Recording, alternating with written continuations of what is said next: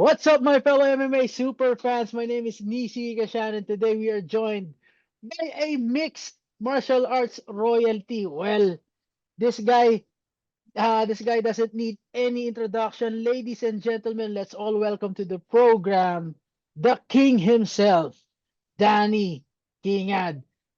Ano, FPJ? Kamusta ka? Sinong FPJ? Sinong The king eh. nagsabing FPJ? Si The King. Anyway, ito nga si The King.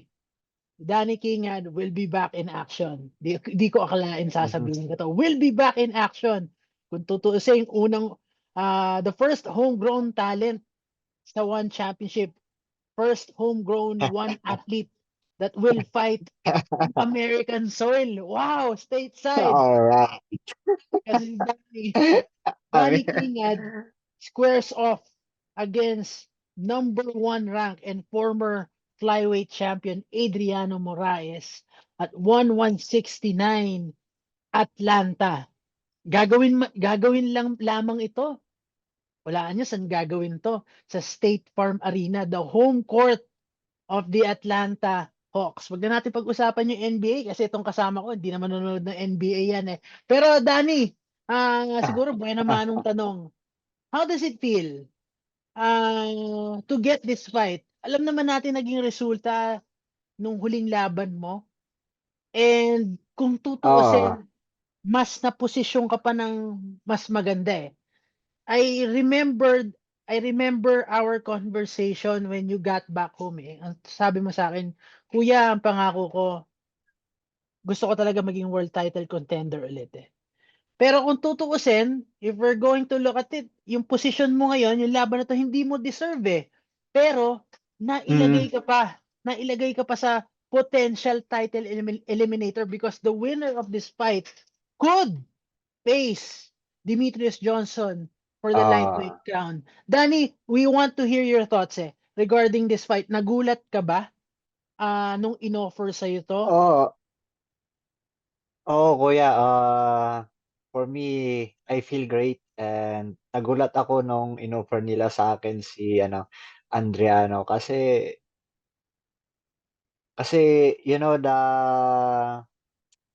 parang hindi ako yung sasabak sana pero binigyan ako ng chance pa rin. And I feel happy kasi ako pa rin yung pinili nila and ayun, ini-enjoy ko ngayon yung training ko and sakto. Parang Merry Christmas masaya ako gift. kasi Early birthday gift.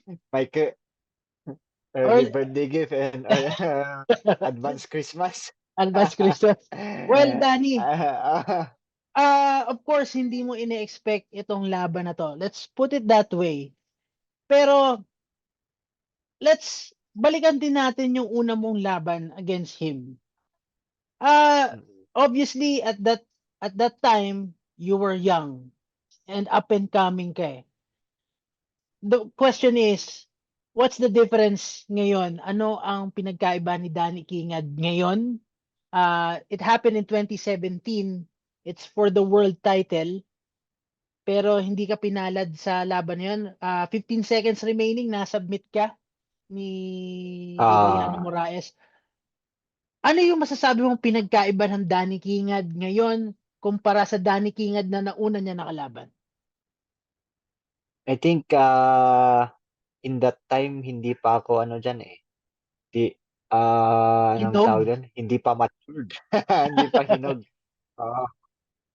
Oo, yun ganun. Pero ngayon na tumatanda na tayo at gumagaling na, dun na nakikita yung yung talent natin, yung galing Ah, natin at lakas at dun na dun na tayo nagfo-focus sa mga ayun, sa mga techniques and of course meron pa rin yung mga gusto nating gawin sa cage na kakaiba para malaman din ng mga tao. Danny, ah sige, pag-usapan natin yung unang laban. Ano yung wala sa sa version ng Danny Kingad na yun na lumaban against Adriano Moraes at that time? At that Isa-isahin time, natin I Isa-isahin think, natin Ah, first is, ayun, pang pang-tatlong fight ko pa sana yun, Mm. Sa 1. yung kay Oo, Moraes, oo. oo, tawan. Pero binigay nila sa akin kaagad Mm. kaya, and of course hindi ano lang kasi yun, noon, parang, may nag-pull out na kalaro niya, then ako yung inano at Oo. that time. Mm. Ako yung sumabak at that time, Mm. and ayun nga medyo nabigla lang ako konti. Mm. Then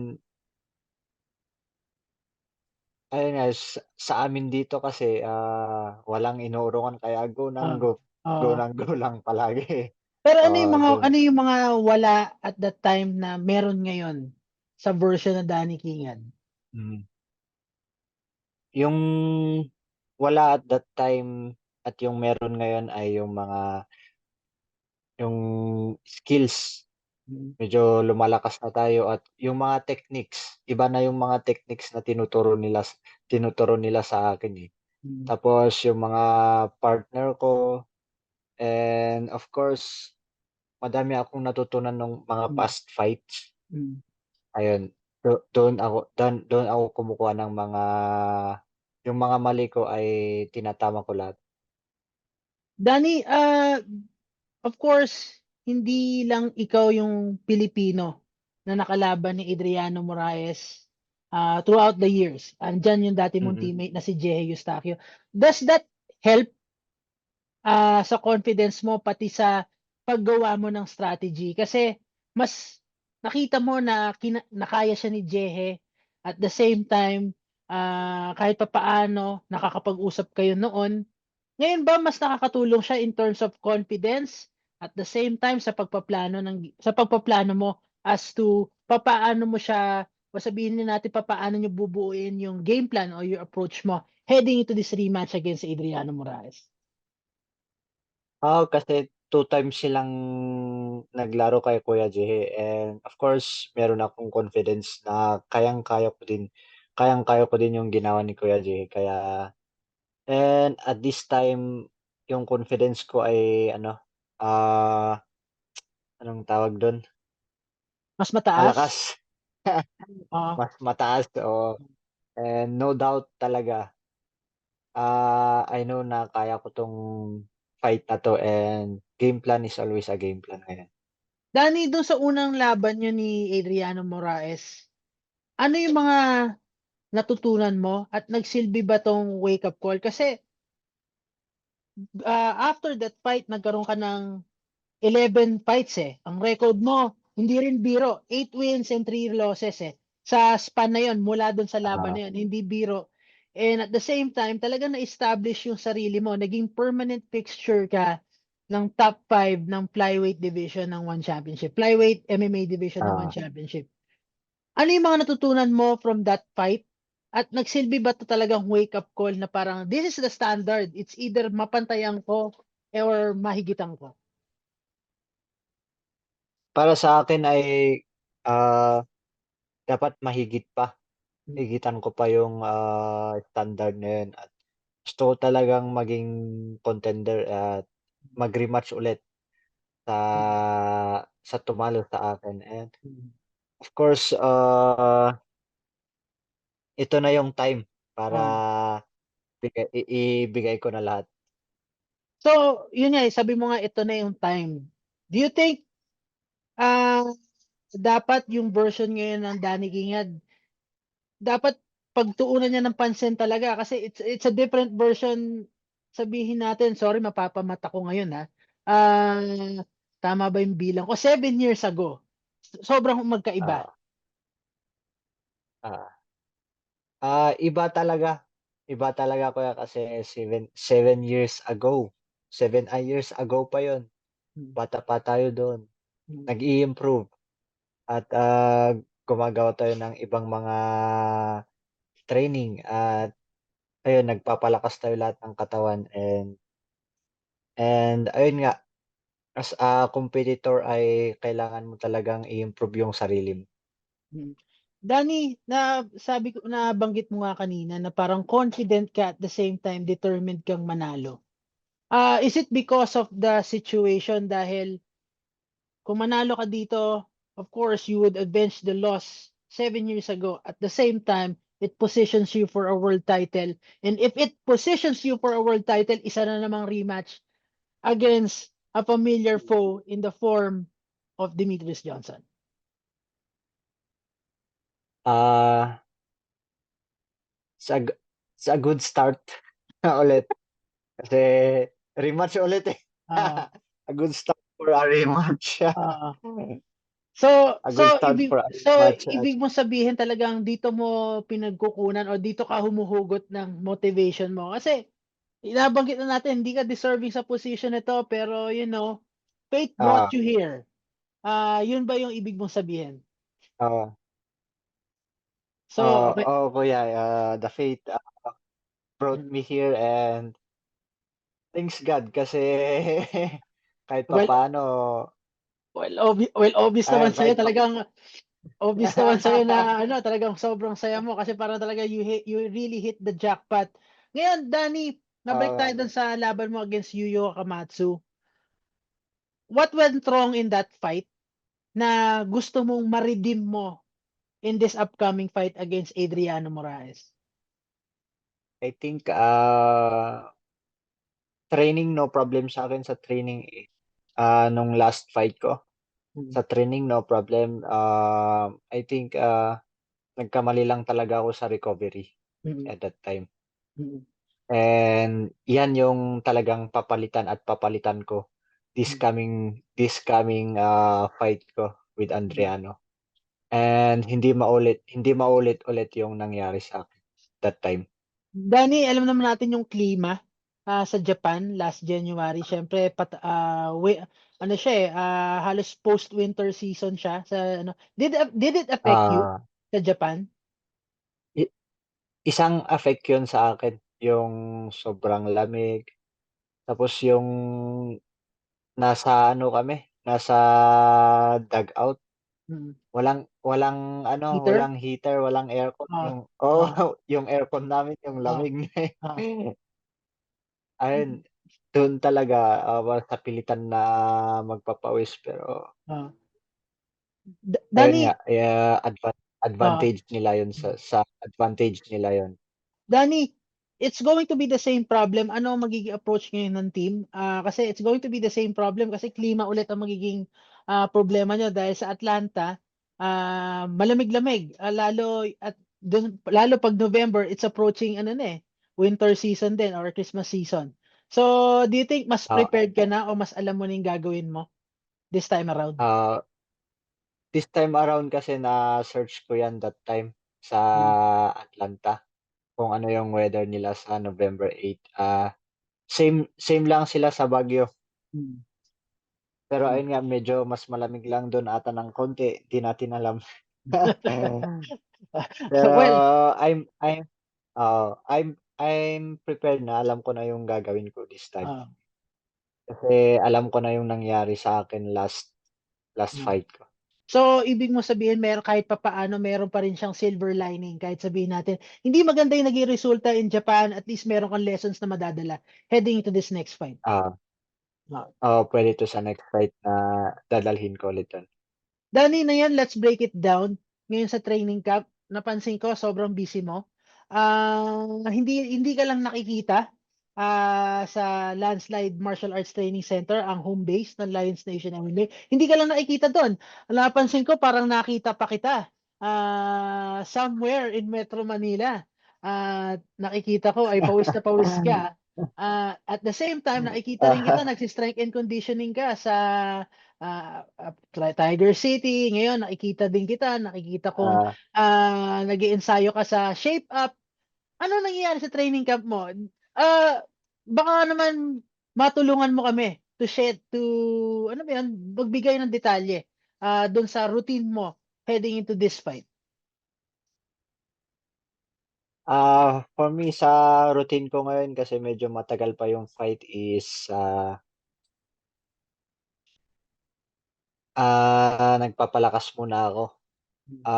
pinapaano ko muna yung mga powers, pinapalakas ko pa yung mga power and strength and conditioning. Yun muna yung ginagawa ko ngayon. And at the same time, yung mga striking ko also, ini-improve ko.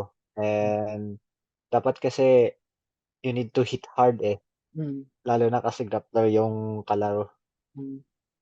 At yun yung isang, ano ko, plano, yun yung ginagawa ko ngayon. Eh, alam nabanggit mo nga grappler ang makakalaban mo and unfortunately in the first time na maglaban kayo, he won via submission. Danny, are you worried? Danny, are Ah. you worried about handling or sabihin facing him knowing that he has that grappling credentials? Oo, for me is, about sa ano na lang, defense for the grappling. Mm. Yun yung isang plano ko sa kanya. Mm. So more or less nakikita mo na kung saan papunta yung game plan mo para sa laban na to. Oo, oo, more or less, yung game plan na yun ay ano, mapupunta talaga sa kanya. Ah, Talagang, talagang iga-ground ako, eh. ah. Mm. Yan, Yun ngayon. yun yung yun yung plano niya ang alam. So, ayan po. So, more or less, si Danny ay magpe-prepare for the ground game. Now, Danny, in terms of your approach, ngayon na sabi mo, palalakasin mo yung striking. Hindi natin nakita yon sa laban mo against Yuya Wakamatsu. You got surprised na nag-iba siya ng Ah, approach. And ah, we all, at the same time, alam naman natin na talagang apart from the fact that you're a superb striker, napakaganda ng wrestling mo. Pero hindi mo siya nagamit halos in the Yuya ah. Wakamatsu fight. Ano yung ginagawa mo para maibalik yun? As of now, yung ginagawa ko sana para maibalik ko yung ano is more on drills, Hmm. more on partner play Hmm. para maibalik ko ulit yung mga wrestling game plan ko na yun, mga explosiveness, Hmm. gano'n. Para Hmm. maibalik ko yung wrestling. Hmm. Da- Yun yung isang gagawin ko ngayon. hmm. Danny, sa pag-uusap natin prior to the Yuya Wakamatsu fight, sabi mo, you like the environment sa Lions Nation MMA. Pero yun nga, hindi nga Ah, naging maganda yung resulta ng unang laban mo as a member of Lions Nation MMA. Ngayon ba, ngayon ba masasabi mo pa rin ba yung statement na yan? At the same time, ano ngayon ang binibigay sa'yo ng Lions Nation MMA to prepare you for this pivotal fight against Adriano Moraes? first,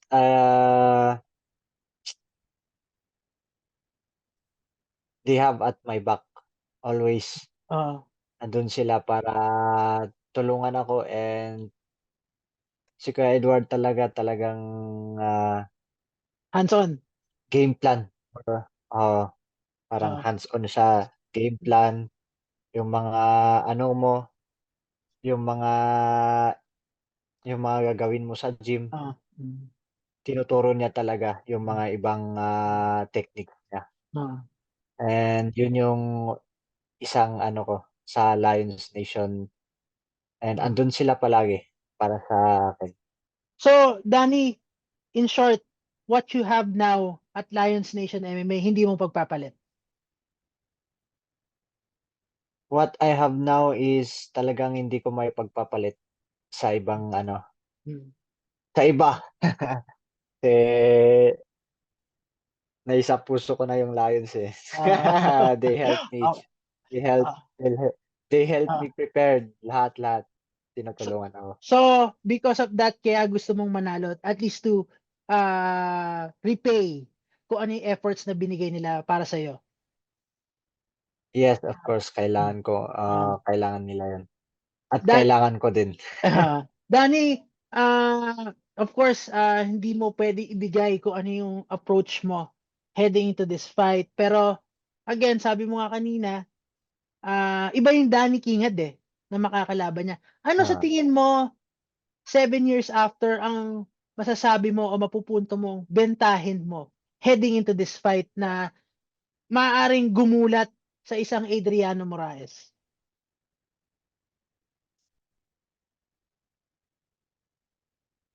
Magugulat na lang sila. Ah, Para sa'kin magugulat na lang sila. obviously, itong si Danny talagang top secret ang approach na gusto niyang gawin. Pero ito, Danny, sundutin ko na lang konti. How do you see this fight play out? Paano mo siya na-envision na mangyayari? Kung Ah, ikaw ang magsusulat ng script mo. Kunyari. siyempre kung ako yung magsusulat ng ako yung mag-aano, magiging isang ano 'to, ah, alam mo ba yun yung meron akong talagang gustong-gustong mangyari sa ano, Sa kahit laban. sa cage man lang, oo, Oo, sa laban, meron talaga akong gustong-gustong mangyari, oo, since wala pa ako sa mga knockout, mga oo, gano'n. oo. Yun talaga yung gustong-gustong So mangyari. gusto mo Oo, talaga ng highlight reel moment. Unang highlight reel moment mo sa one. oo, Okay. So oo, definitely it's going to be a yun. knockout. Dali, yun na nga yung habol mo eh, highlight reel knockout.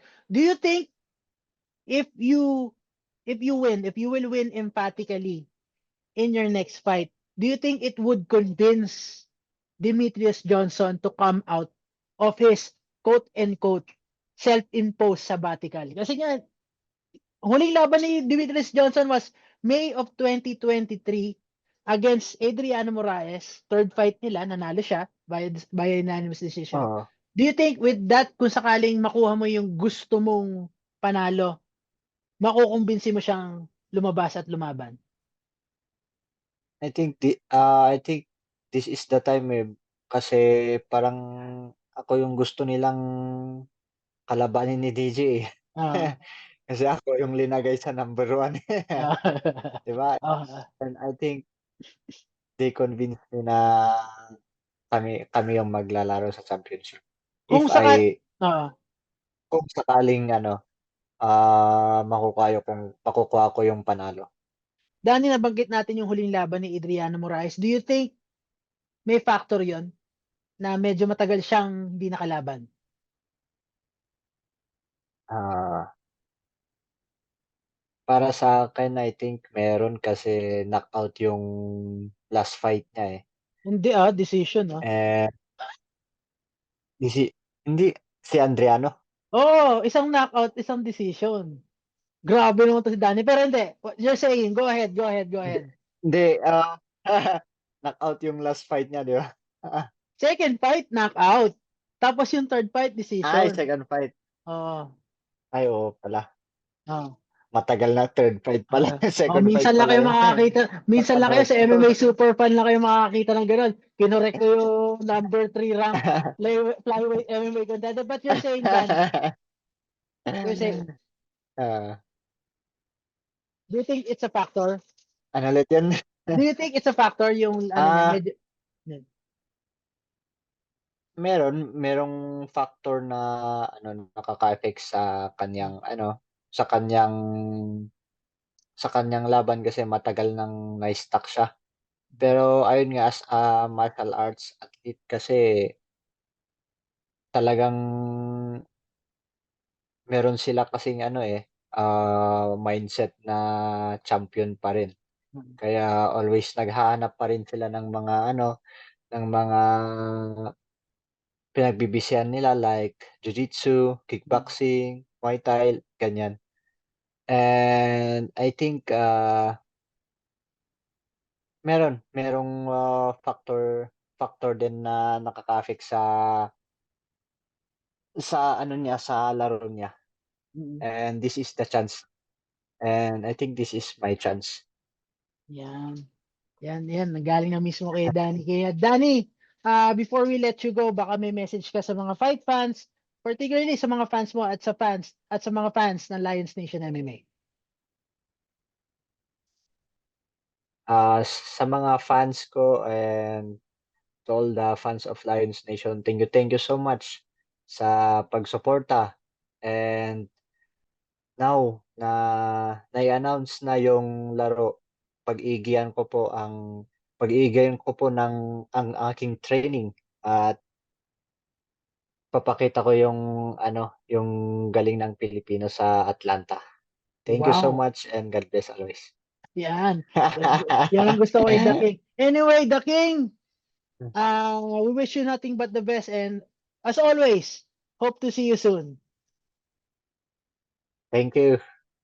That's it for all of us here on the MMA Superfan. Don't forget to like, share, and subscribe, and also hit the notification bell to stay up to date with all the latest content from the MMA Superfan. Again, I'm Nisi Casiano with The King, Danny Kingad.